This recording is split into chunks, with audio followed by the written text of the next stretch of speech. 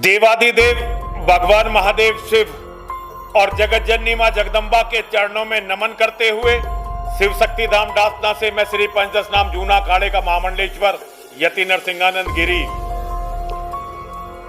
हिंदुओं की जो दुर्दशा इस्लाम के जिहादियों ने कर रखी है उसका सबसे बड़ा उदाहरण इस समय बांग्लादेश के हिंदुओं की दुर्दशा है। एक एक साल दो दो साल की बच्चियों के साथ सामूहिक बलात्कार, लोगों की हत्या कर रहे हैं। जिनकी हत्या कर रहे हैं उनका अंतिम संस्कार होने नहीं दे रहे हैं, मंदिरों को तोड़ रहे हैं। वहां की सरकार हिंदुओं के धन को, बैंक के खातों को जब्त कर रही है। ऐसा अभूतपूर्व नरसंहार और ऐसा अभूतपूर्व अत्याचार शायद ही दुनिया के किसी कोने में इतनी बड़ी तादाद में होता हो। हिंदुओं पर तो कई बार हुआ है, लेकिन और लोगों पर इस तरह से कभी अत्याचार नहीं होते।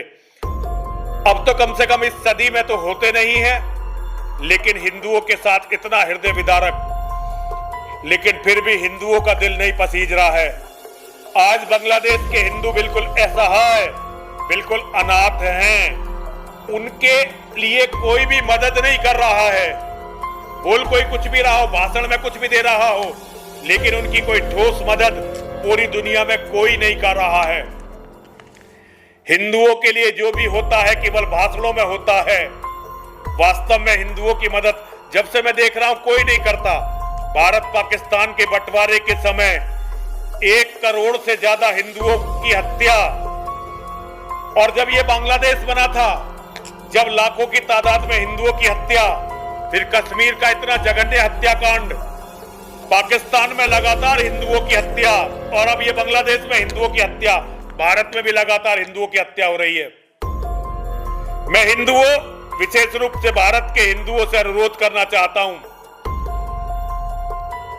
अगर हम हर हत्याकांड पर केवल राजनीति करते रहेंगे और उसे अपने राजनीतिक दलों के लाभ और हानि के हिसाब से भुनाते रहेंगे, तो ये याद रखिए एक दिन हमारी और आपकी लाश पर भी यही होना है। मैं हिंदुओं से बड़े बड़े धरने प्रदर्शन करने की लोग बात कर रहे हैं, लेकिन कोई भी उन धरने प्रदर्शनों में समाधान नहीं खोज रहा है। समाधान केवल एक है, बांग्लादेश का बंटवारा हो और वहां एक हिंदुओं के लिए अलग राष्ट्र बनवाया जाए। इसी तरह से पाकिस्तान का बंटवारा हो और वहां हिंदुओं के लिए एक अलग राष्ट्र बनाया जाए। इसके अलावा कोई भी समाधान नहीं है। और इस समाधान में सबसे बड़ी भूमिका जिन्हें निभानी है, सबसे पहले भूमिका निभानी है भारत सरकार को। सबसे पहले भारत सरकार, हमारे नेता, हमारे लोग, हमारे प्रधानमंत्री, हमारे विदेश मंत्री, उन्हें सबसे पहली भूमिका निभानी है। उसके बाद जो रोल शुरू होगा, अगर ये गंभीरता से इस पर कार्य करें, तो अगला रोल जो शुरू होगा वो फिर यूएनओ का होगा। यूएनओ का बाद में होगा, पहले हमारे देश के प्रधानमंत्री।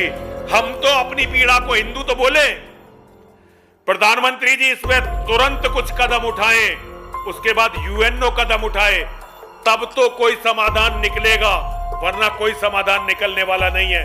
मैं हिंदुओं, आप सभी से अनुरोध करना चाहता हूं, सारा दबाव भारत के प्रधानमंत्री जी पर बनाइए, क्योंकि हिंदुओं तुमने वोट भारत के प्रधानमंत्री को दी है।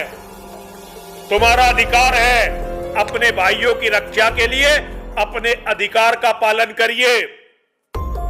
यदि आपके प्रधानमंत्री और आपकी सरकार इस पर सही कदम नहीं उठाएगी, तो केवल आप माहौल बना सकते हैं सरकार के मुताबिक, लेकिन हल नहीं निकलेगा।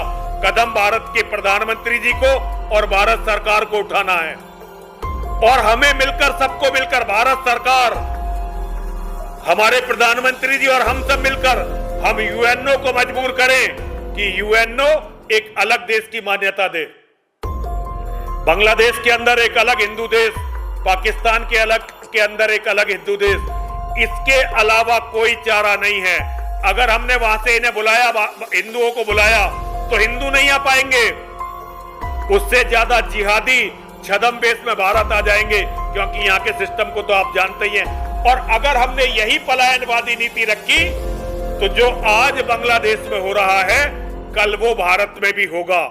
तो मैं सभी हिंदुओं से अनुरोध करना चाहता हूं, अपने तरीके से मैसेज दीजिए भारत सरकार को और भारत के प्रधानमंत्री को, और जब ये अपना काम सही से शुरू कर दे तो उसके बाद यूएनओ को मैसेज दीजिए। यूएनओ को यदि भारत में रहना है तो हमारे हिंदू भाइयों की रक्षा करनी पड़ेगी, वरना भारत में यूएनओ का कोई काम नहीं है।